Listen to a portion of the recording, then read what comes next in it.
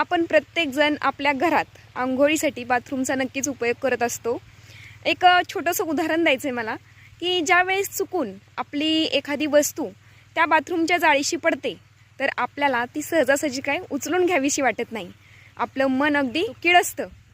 परंतु कधी विचार केलाय का हो की आपल्यासारखीच दिसणारी माणसं, त्यांना 2 हात 2 पाय 2 डोळे, ते अक्षरशः गटर लाईन साफ करण्याचं काम देखील करत असतात।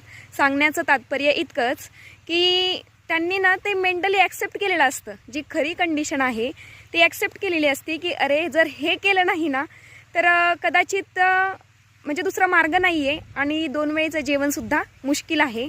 बऱ्याचदा काय होतं, जी रिअल कंडिशन आहे ती आपण कधी ॲक्सेप्ट करत नाही मनाने, आणि हे माझ्यासाठी नाही आहे, हे मी करणारच नाही आहे, त्यातून पळ काढत असतो। परंतु ज्यावेळेस आपण माइंडली स्वीकारतो, एकतर आपण झोकून देऊन प्रयत्न करतो तिथून बाहेर निघण्याचा किंवा ते काम संपवण्याचा।